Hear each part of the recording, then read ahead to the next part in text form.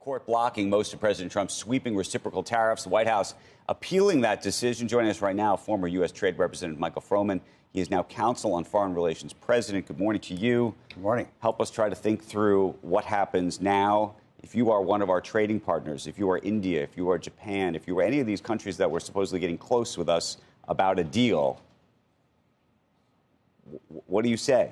So first, I think the administration will pursue all the appeals it can as quickly as it can. The Federal Court of Appeals, potentially to the Supreme Court. It has other tariff tools available to it. And of course, all the tariffs didn't disappear. The ones on autos, on steel and aluminum, the ones that were called on national security grounds are still in place. And they can impose other tariffs using other authorities, at least temporarily, based on a balance of payments or a trade. So is this so the markets are up today in part because they think there's going to be less tariffs. Well, in the end. I think that's at least potentially in the end, depending on how the appeals go, it's certainly going to slow down the negotiations. If you're one of the other countries negotiating, you're going to take a pause and see what's going to happen with the appeals. So is Europe playing us like a fiddle? I mean, think about it. Just 3 days ago, Europe says, you know what, we need till July 9th. Like, don't do this to us on June 1st. And in the back of their minds, they're thinking, look, maybe we get a better deal with them somehow. But by the way, maybe the courts show up and make it a little easier for us. Who knows? It's possible. I think, though, it's probably less that they were being strategic and that they were having their own difficulty of getting their act together around what they were going to negotiate with the U.S. The UK may look a little foolish for having agreed so quickly to a 10% tariff going forward. But I think, over the long run, they'll use other tools. They may well win on appeal, but using the IEPA, which was the Emergency Powers Act, the court said that this is not an emergency. Let me ask you, if you were in this seat right now and you said, look, we want to do reciprocal tariffs. That is our plank. That is our strategy. That is our plan. Do you think that you would think that the court should ultimately go along with the White House, or do you think that the courts are going to be? So I think that there are laws that the administration can use. They have to go through the process. There are other laws that they can use to impose tariffs, and they need to work with Congress. Congress has a role in setting tariff rates. What the administration did is circumvent all that by using the International Economic Emergency Powers Act. But then we get back to the swamp. So one of the things we were talking about this morning was just sort of the swamp versus Doge, right? But the swamp is also swamp versus tariffs, which is to say, once you get process involved, by the way, I like process because I think process hopefully creates trust and credibility among the public because they say that there was actually a process that they could see and it was transparent, all the things. But process by default makes things slower and also makes things harder.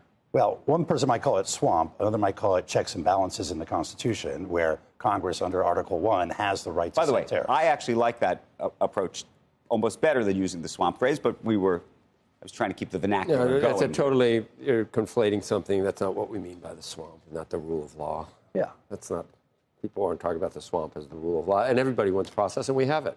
That's why we have the greatest system in the world. That's why Trump could never be a dictator, and he's not a dictator. Because this is the stuff that he's got to work with, and you can't work.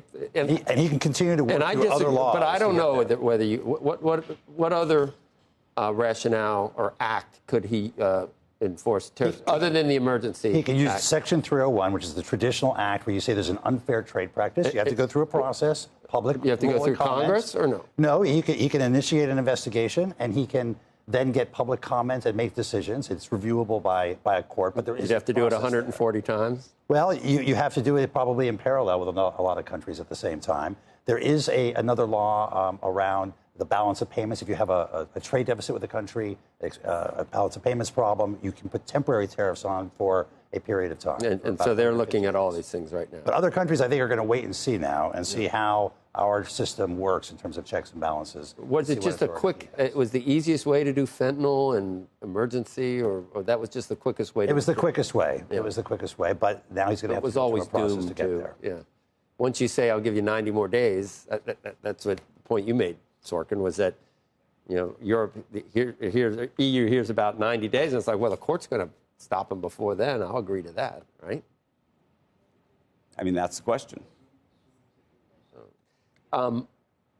You were going to come on and talk about how, not all tariffs are bad, but the ones that temporary ones are bad. What was your point there? The temporary tariffs I think put on in a short-term way, they're bad, but but they can be long-term strategy if they're implemented properly. Well, I think if tariffs are in reply to an unfair trade practice, and that's where some of these laws may well take the administration, it can balance some of those unfair trade practices. I think the challenge for President Trump and the administration is if he wants to end up with a 10% tariff at the end of the day across the board, regardless of country, is that enough to actually move manufacturing to the United States?